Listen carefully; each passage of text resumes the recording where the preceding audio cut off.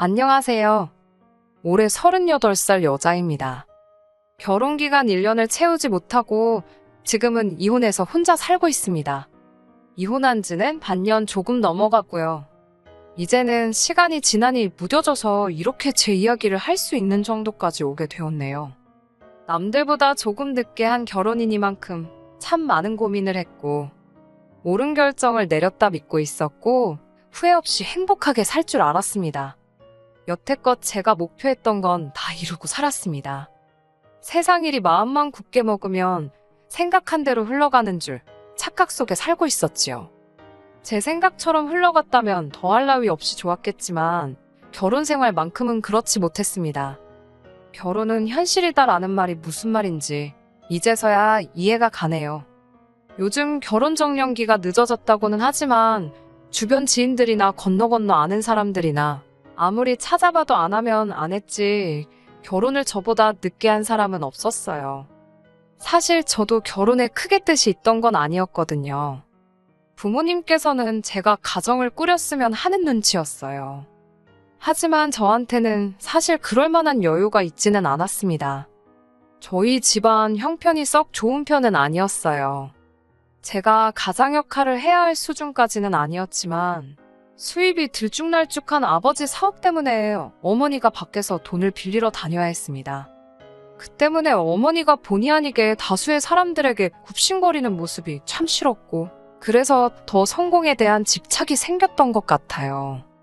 사실은 사자 들어가는 전문직이 하고 싶었지만 집에서 뒷바라지를 해줄 상황이 아니었으니 월급 많이 주는 회사에 들어가는 걸 목표로 열심히 살았습니다.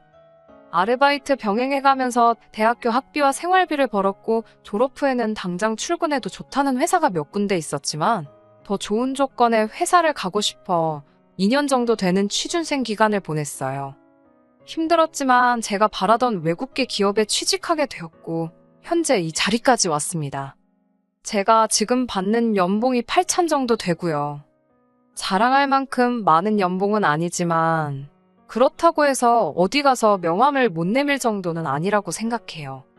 아무튼 제가 취직하고부터는 집안의 기둥 노릇을 하게 되었어요. 취직 후 처음 몇 해간은 집에 있는 빚을 갚느라 돈도 모으지 못했고요. 빚을 다 갚고 나서는 집안 형편 때문에 원하던 공부를 포기했던 동생 유학도 보내주고 서울이라고 부르기도 힘들 정도로 외곽이긴 하지만 부모님 명의로 아파트도 하나 해드렸어요. 결과적으로는 그쪽 지역이 현재는 재개발이 되고 있어서 집값도 많이 올랐네요.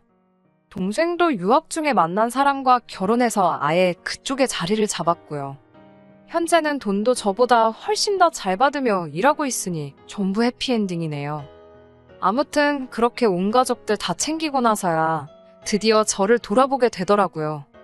여전히 부모님 생활비나 동생 학비 같은 걸 신경 쓰긴 해야 했지만 여유가 생기기 시작했고 저를 위해 돈을 모으기 시작할 수 있었습니다. 이런 상황이다 보니 사실 결혼은 저한테는 약간 사치가 아닐까 하는 생각을 갖게 되었는데 동생이 자리를 잡은 시기부터 이제 부모님 생활비는 자기가 낼 테니 제 인생 좀 살라고 하더라고요. 부모님도 면목이 없다면서 이젠 제가 결혼해서 가정을 꾸리고 사는 모습이 보고 싶다 하셨고요. 가족들이 이제 저 결혼하라고 해서 억지로 등 떠밀려 결혼한 건 아니에요. 저도 늦게 결혼하게 된 만큼 더 신중할 수밖에 없었고요. 남편은 직장 동료의 지인을 통해 소개를 받아 처음 만나게 되었습니다. 회사에서도 제 나이에 결혼 안 한 사람이 저밖에 없었고 제가 비혼주의가 아니라 그냥 사는 게 팍팍해서 결혼을 안 했던 거라는 사실을 알게 되고부턴 저한테 좋은 자리 있으면 소개시켜주고 싶다던 사람이 많았거든요. 당시 제가 35이었는데 결혼 상대를 소개받는 자리들이 순탄치만은 않았습니다. 어떤 이는 제가 나이가 많다고 부담스러워하고 저는 그래도 나름 자부심 가지고 있는데 어떤 때는 제 높은 연봉 때문에 부담스럽다 하는 사람도 있었어요. 나이야 어쩔 수 없다 치지만 그래도 제 높은 연봉이 발목을 잡을 줄 몰랐네요. 그래도 제가 결혼을 못해서 안달이 나 있던 것도 아니었고 저 혼자서도 잘 먹고 잘 사는데 아쉬울 것도 없었어요. 결과야 안 좋았지만 오지랖 넓던 직장 동료들이 매번 저를 생각해서 자리를 만들어 오는데 거절하는 것도 여간 힘든 일이 아니었지요. 애써 신경 써준 직장 동료들 성의를 거절하는 것보다 소개 자리 나가서 상대방한테 거절하는 게 오히려 마음이 편했어요. 그래서 언젠가부터는 소개 자리가 있을 때마다 어떻게 거절해야 좋을지 고민하는 게 일이었지요. 그러다 만나게 된 것이 남편입니다. 남편도 저랑 처지가 비슷했어요. 거의 똑같다고 봐도 과언이 아닐 정도로 말입니다. 남편은 홀어머니 밑에서 자란 나름 좋은 회사 들어간 자수성가한 사람이었지요. 책임져야 할 가족들 때문에 홍기를 놓친 것부터 홀어머니가 아들 장가가기만을 학수고대하는 것에 직장 동료들이 그런 자신을 도와준다며 혼사자리 알아봐준다고 이 사람 저 사람 만나는 것까지 말이지요. 이상한 데서 서로 생각도 못한 공통점을 찾게 되었으니 참 신기했어요. 그렇게 인연이 시작되어 1년 조금 덜 되는 연애를 거치고 결혼을 하게 되었습니다. 저희도 연애하면서 죽이 잘 맞고 다툼 없이 잘 만난 것도 결혼을 결정하는데 큰 역할을 하긴 했지만 양가 어머님들이 워낙 성하셨지요. 좋은 상대 나타났을 때 후다닥 결혼하라고 양쪽에서 보채는 바람에 연애 기간이 짧기도 했어요. 저희들도 40 넘기 전에 결혼하는 게 더 좋지 않겠냐 생각도 들었고요. 결혼 준비 또한 어려울 게 없었어요. 서로들 직장에서 이미 자리가 잡혀있는 상황이다 보니 결혼 비용으로 내가 더 해오네, 네가 덜 해오네 하면서 다툴 것도 없었습니다. 게다가 양가 어른들이 경제적 능력이 없기 때문에 결혼 후에도 각자 벌어오는 돈으로 각자 양가 어른들은 알아서 챙기기로 이야기가 되었기에 그런 부분에서도 다툴 것들이나 의견 차이가 있을 게 하나도 없었지요.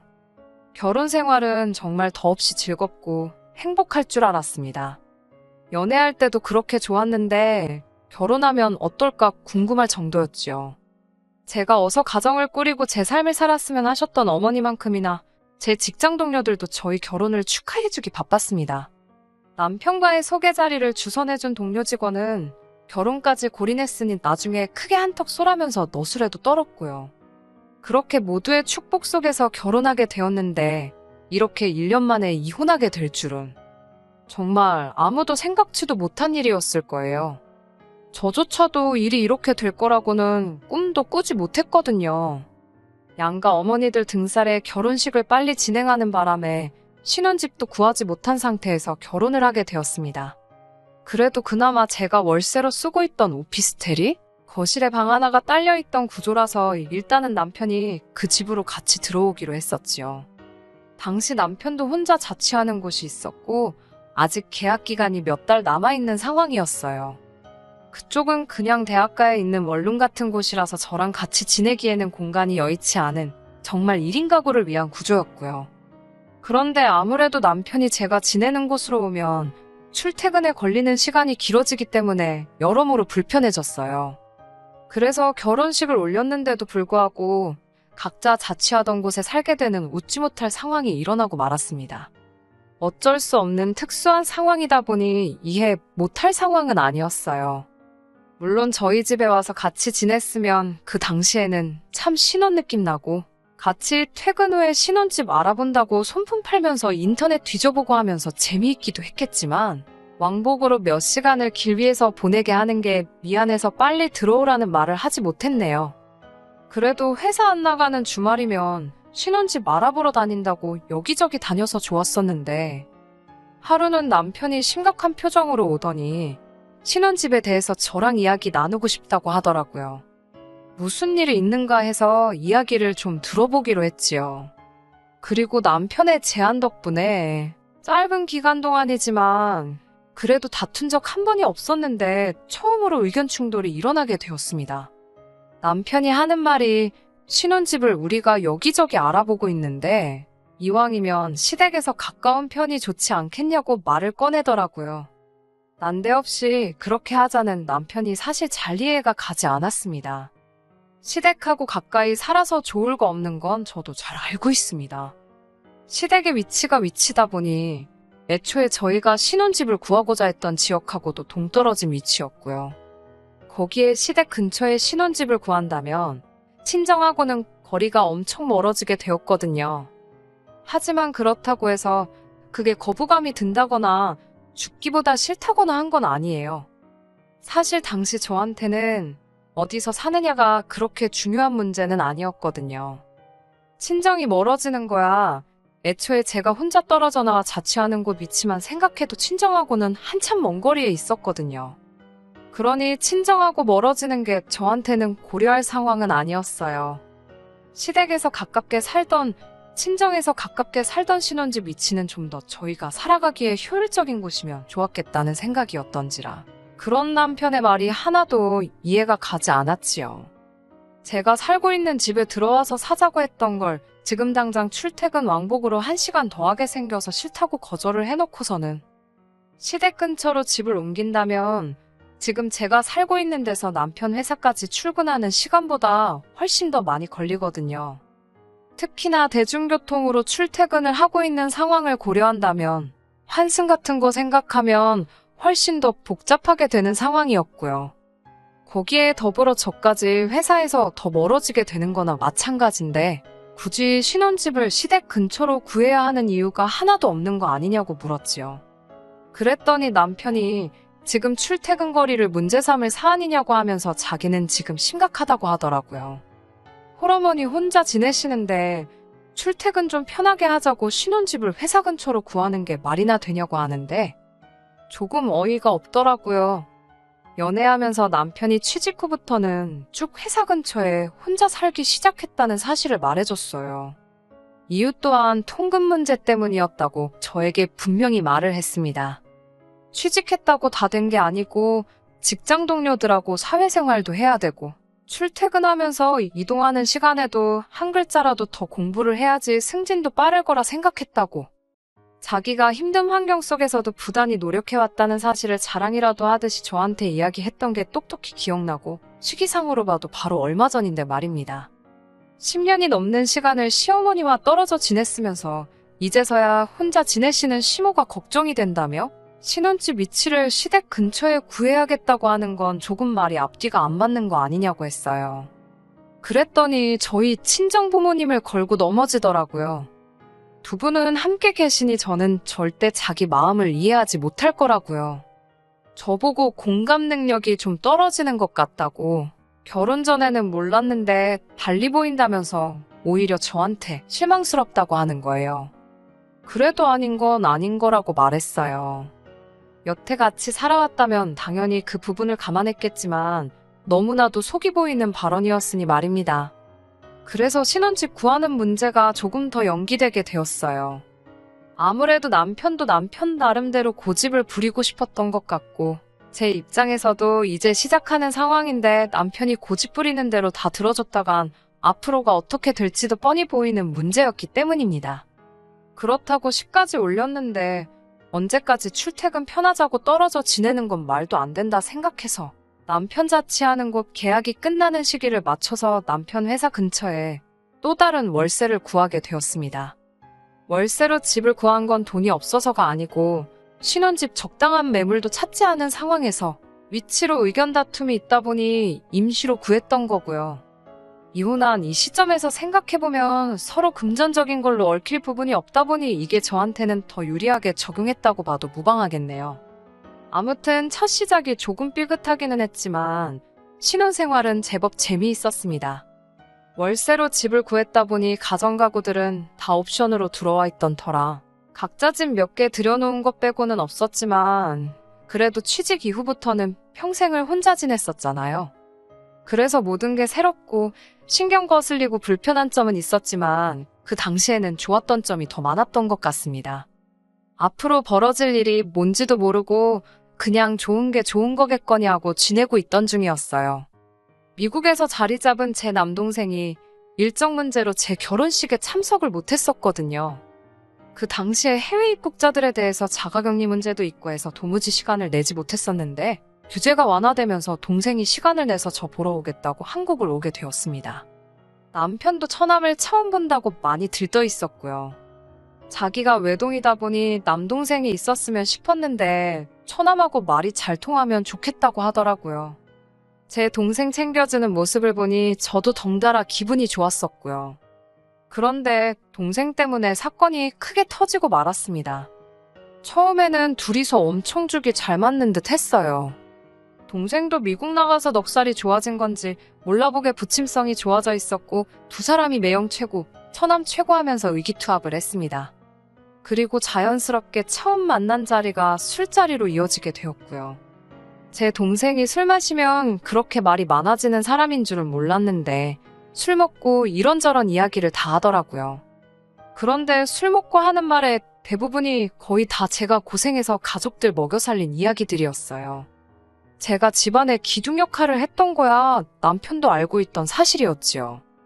지금은 동생이 벌이가 저보다도 좋으니 부모님 생활비며 이런 거 다 책임지고 있긴 하지만 말입니다. 그런데 대화가 깊어지면서 동생이 남편한테 이런저런 이야기를 하다가 친정 부모님이 살고 계시는 집이 제가 번 돈으로 마련해준 집이라는 사실을 말했던 거예요. 집단에는 제가 할 만큼 했으니까 떨어져 살고 있지만 경제적으로는 자기가 다 책임지겠다고 남편 안심시키려고 꺼낸 말이었던 거예요. 하지만 남편은 그 사실을 듣고는 표정이 딱 변하더라고요.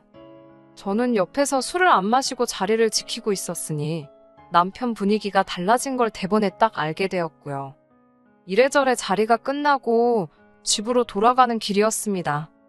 아니나 다를까 술자리에서는 꺼내지 않았지만 집에 도착하자마자 남편이 대본의 이야기를 꺼내더군요. 장인 장모님 집을 제 돈으로 샀다는 걸 왜 말하지 않았느냐고요. 숨기려고 숨긴 건 아니고 아무래도 제가 제 입장을 이야기하는 거니 너무 제 생각만 한 걸 수도 있지만 아무리 생각해도 그게 남편과 저 사이에 문제가 될 거라고는 생각도 하지 않았습니다. 그도 그럴 것이 친정부모님 집을 사들인 시점은 벌써 몇 년 전 이야기고 오히려 집값 같은 걸 생각해보면 투자를 성공한 거나 마찬가지였으니까요. 거기에 명의는 당장 부모님 명의로 되어 있긴 했지만 나중에 부모님이 돌아가시고 나면 동생한테 돌아가는 것 하나 없이 오롯이 전부 다 제가 받아오기로 이야기도 끝난 상황이었으니 장기적으로 보면 저희 재산이나 마찬가지였고요. 그리고 가장 중요한 건 남편과 제가 결혼하는 시점에 아직 신혼집도 구해지지 않은 상황에서 남편이 모아놓은 돈이나 제가 모아놓은 돈이 별반 크게 차이가 나지 않았던 거예요. 아직 집도 없고 혼수고 뭐고 결혼식 비용 말고는 크게 들어간 것도 없는 데다가 월세로 살고 있는 집도 각자 따로 살던 집에 있던 보증금을 묶어서 처리한 상태였으니 말입니다. 친정부모님 집은 결혼하기 훨씬 전에 해드렸던 거고 어차피 반반 결혼한 건데 문제될 게 뭐가 있냐고 했더니 저보고 또 이기적이라는 겁니다. 너는 장인장모 노후 준비까지 다 해줬으면서 신혼집 시댁 근처에 구하는 걸 반대를 할 수가 있느냐는 거예요. 제 입장에서는 도무지 남편이 무슨 말을 하는 건지 이해가 가지 않았습니다. 뭔 소린지 이해가 가게 좀 설명해보라 하니 설명은 하지 않고 자기도 자기 어머니 노후까지 다 해결해드려야겠다. 그래야 공평하다. 이런 소리만 하고 있더라고요. 해명할 필요도 없는 사실을 설명하는데 제 말은 듣고나 있는 건지 싶더라고요. 그리고 이걸 시작으로 결국 이혼까지 하게 되었네요. 퇴근하고 집에 들어왔는데 집이 아주 개판이 되어 있더라고요. 임시로 구한 월세가 제가 먼저 살던 곳처럼 방 하나, 거실 하나 이렇게 있는 곳이었는데 방에 있던 저희 침대가 거실로 나와 있고 남편은 방에 있는 살림살이들을 다 거실로 빼고 있었어요. 제가 들어오니 방에서는 시모가 따라 나오더군요. 저한테는 아무런 언급도 없이 월차까지 내서 시어머니 모시고 와서는 제가 회사에 있는 동안 아주 집을 마음대로 해놨더라고요. 어머님은 여기 어쩐 일이고 이건 다 무슨 꼴이냐고 물으니 남편이 어머니 보고 거실을 쓰라 그럴 수는 없지 않느냐고 퉁명스럽게 대답하는 겁니다. 어머님이며 거실이며 그게 다 무슨 소리를 하는 거냐 말하니 남편이 오늘부터 어머니랑 같이 살기로 정했으니 그렇게 알라는 거예요.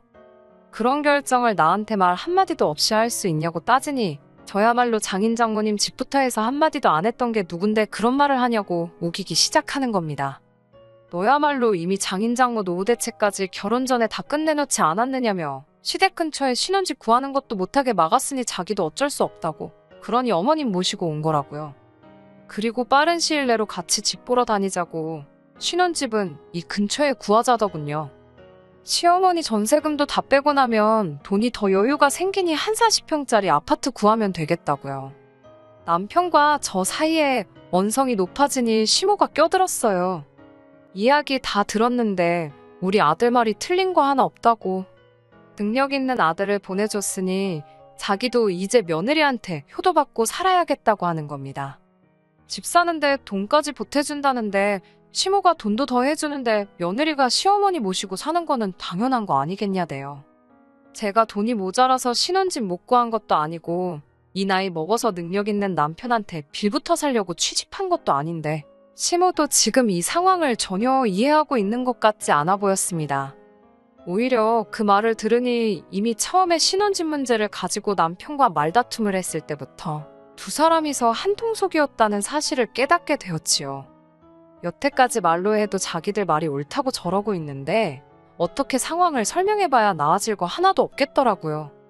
그 덕에 이혼해야겠다는 결심을 내리는 데까지도 그렇게 오랜 시간이 걸리지도 않았어요.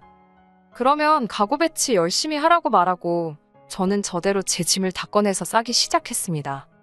시모는 그런 저를 보고 아주 생쇼를 한다고 혀를 차더군요.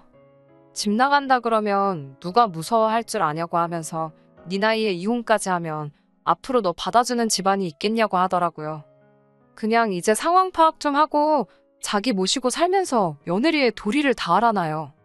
내가 혼자 살았으면 혼자 살았지 이런 꼴 보려고 결혼한 거 아니라고 딱 잘라 말했습니다. 어차피 제 짐이라고 해봐야 옷 같은 거 몇 개 말고는 챙길 것도 없어서 짐 싸는데 시간이 그렇게 오래 걸리지도 않았어요. 제가 짐 싸들고 나가는 순간까지 큰 소리 치다가 문 닫고 나가니 그제서야 똥줄이 타기라도 시작했는지 남편이 쫓아나와서 진짜 이럴 거냐고 하더라고요. 뭐가 그럴 게 다 있냐고. 어차피 지금 우리 사이에 이 집에 월세 보증금 말고 처리할 게 또 없는 게 다행이라고 했습니다. 니네 엄마가 전세 보증금 들고 온다니 그 돈에서 내 돈 들어간 만큼만 보내주면 저도 길게 안 끌겠다고 딱 잘라 말했어요. 애초에 신혼집 문제로 서로 청약 문제도 있고 해서 혼인신고도 안 올려놓은 판국에 갈라서는 게 뭐가 어렵겠냐고 했지요. 남편은 제가 설마 진짜 이혼까지 하겠나 싶었나 봅니다. 하지만 저는 남편이 시어머니 모시고 사는 걸 철회한다고 해도 다시 합칠 생각이 없을 정도로 마음을 굳힌 상황이었거든요. 시간이 지나도 제가 아무 연락도 없으니 남편이 참다 못해 저한테 먼저 연락을 해오더라고요. 내 돈 돌려주려고 전화한 거 아니면 그냥 끊으라고 했습니다. 그리고 돈 주는 거 늦어지면 그때는 법적인 절차를 밟을 테니 알아서 하라고요. 이혼이라고 해봐야 그냥 갈라서는 거 말고는 달리할 것도 없었으니 사실 어려울 건 없었어요. 그냥 제가 그 집구석에서 짐 싸들고 나온 그 순간이 이혼한 거나 마찬가지였던 상황이지요. 하지만 이혼한 게 뭐 자랑거리는 아니니 회사에는 딱히 이 사실을 말하지는 않았습니다. 그냥 주변에서 근황에 대해 물어보면 대답 없이 쓴웃음만 짓고 넘기는 게 전부였어요. 그리고 그렇게 6개월이 지나 지금에 이르렀습니다. 그리고 얼마 전에 남편과의 만남을 주선해줬던 직장 동료가 잠깐 시간이 괜찮냐면서 조심히 저를 부르더라고요. 얼마 전에 남편을 만나 제 진짜 소식을 들었다면서. 놀리려고 온 건 아닐 테니 이야기를 들어봤네요. 저한테 사과부터 하더라고요. 남편이 심호봉양하게 하고 대리호도 바라는 그런 사람일 줄은 자기도 몰랐다고요. 저 대신해서 시원하게 욕 한마디 해주고 왔답니다. 그리고 남편 근황에 대해서 말해주더라고요. 별로 궁금하지 않아서 자리를 뜨려고 하는데 주선해준 그 사람이 남편하고 재결합할 생각은 없냐고 물어왔습니다. 그게 무슨 소리냐고 했더니 두 사람이 너무 잘 어울렸어서 그게 참 아쉬워서 그러는 거라더군요.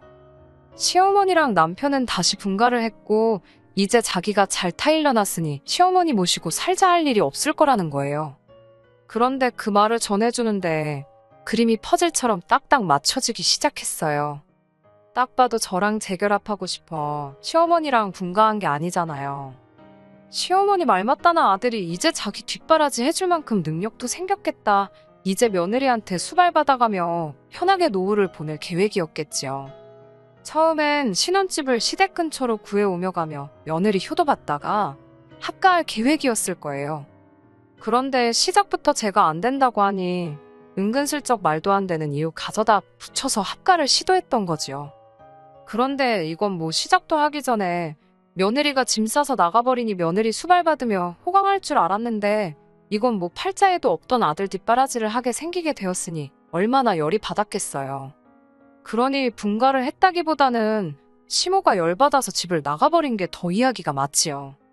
그리고 이 주선자가 제 직장 동료긴 하지만 남편과도 친한 사이였으니 다시 재결합하자는 말이 누구 머리에서 나온 말인지 딱 알겠더군요.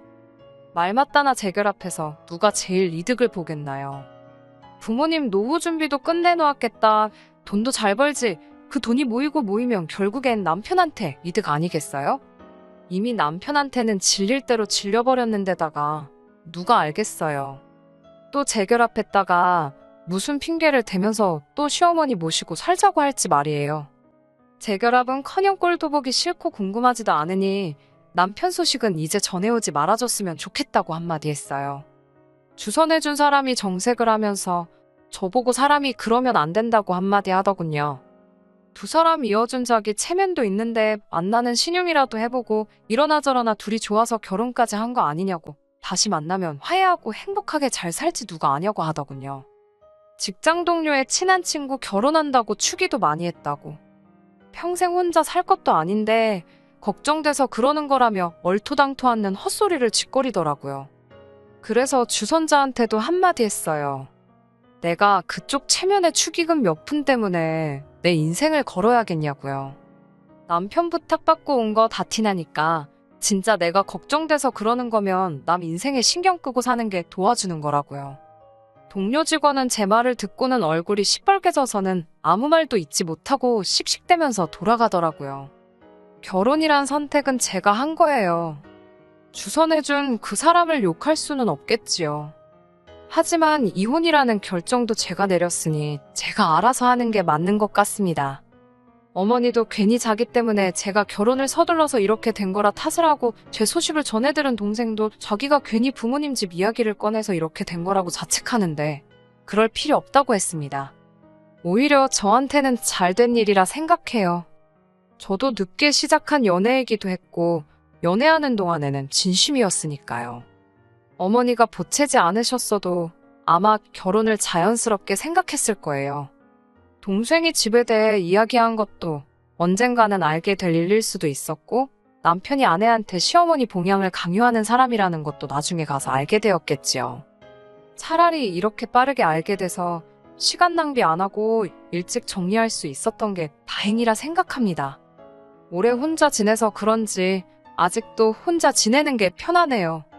한동안은 다른 생각 안 하고 바쁘다는 이유로 가보지 못했던 여행이나 배우고 싶었는데 포기했던 것들 조금씩 배우며 제 인생을 위해 살아볼 생각입니다. 끝까지 들어주셔서 감사합니다. 오늘의 사연은 여기까지입니다. 구독과 좋아요, 알람 설정 부탁드리고 더 좋은 사연으로 다시 찾아뵙겠습니다. 감사합니다.